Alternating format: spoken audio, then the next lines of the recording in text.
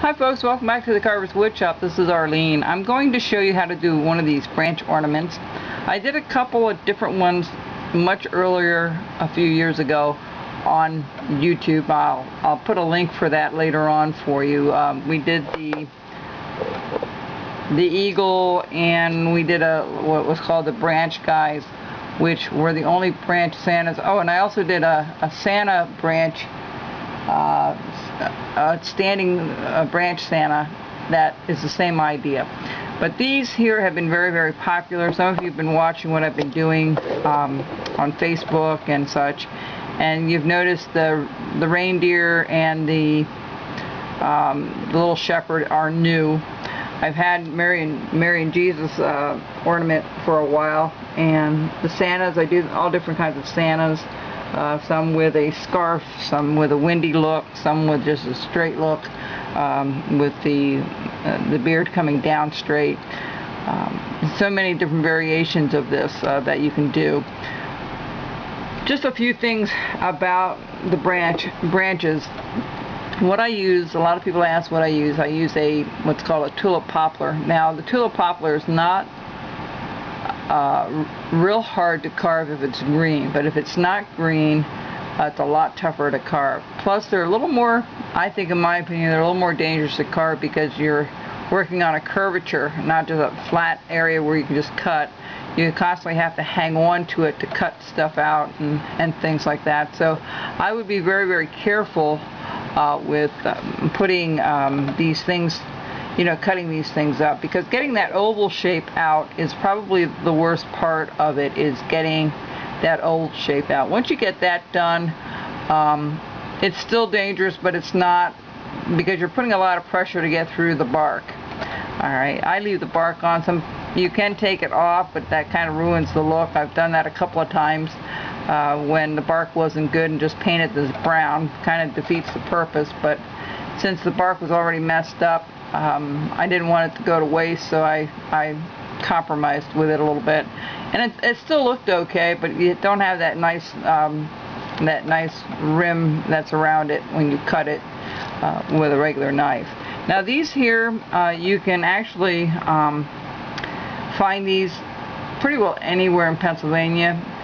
Of course, I can't find much on the farm I'm at, so I have to rely on others to find it for me. What you want to do is get one that's about 1 inch to 1.5 inches thick. You don't want it to be really, really too thick, but you don't want it really, really tiny and thin either, because you want to make that oval face, that oval cutout on the branch. So you want to be mindful of that, when you're cutting them up. Is it going to be usable? If it's too skinny, I wouldn't even bother with it, but I'd rather have them a little bit too thick than too thin. For instance, if you can see the difference in the how thick one is, and they don't have to be perfectly round. You can see this one's a little bit on an oval shape, and you just kind of look at it. I always cut it at a diagonal on the top and on the bottom if it's going to be an ornament. This one's thick enough that if I want to stand it up, I can, or I can put a ornament holder hook on the back to hang it as an ornament. So that's really up to you and what you want to do. So this is really going to be the next project. I'll pick one of these to do. Some of you wanted me to do Rudolph or the shepherd. I think the shepherd turned out pretty nice. I was pretty happy with that. And Rudolph turned out okay too. I thought he had a little cute dopey look on him. And we'll go from there, okay? So the next segment, when we get together, I'll show you how to cut the oval on this, and some other little neat tricks about that. One thing you want to remember, if you cut it green, and you can cut it green and carve it green, you just want to be mindful that it can check, or what they call checking. It can split on you if you're not careful. So what I did when I first got these cut, and I wanted to carve them right away and have ornaments, I actually did a triple seal of acrylic clear. I think it's Krylon has a triple coating of clear that you can put on, and just spray it twice, and you'll have like 6 equivalent of 6 coats on it. Not that you need that much, but you can just give it a quick spray with a spray can and use that. That works really well. The other thing I've done really quickly is I also have dumped them in water.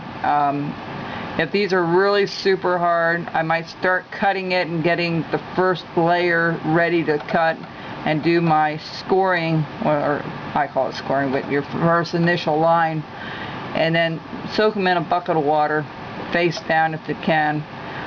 Not that you have to do the whole thing, and then just let them dry out. They'll be fine. I've never had any check that way ever that I know of. So that's a couple of tips you can do. The leaf of this particular tree looks like a tulip. If you Google it, I'm sure you'll find it. If I can find a picture of it, I'll show it to you. Or if I can find one of the leaves when I'm out there today, I'll see if I can find one and bring it in and show you what it looks like. But these are a lot of fun. They're nice to do for gifts and for something quick.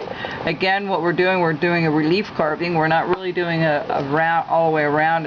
It's a relief carving because we're taking the flat side and just doing like an indentation and making it appear to stick out and a little bit. And it's a little different than doing it in the round because you have to kind of compensate, and just every little cut can make a big difference on the piece. Okay folks, so we'll talk to you soon, and we'll get another video going to get one of these started. Okay, see you soon.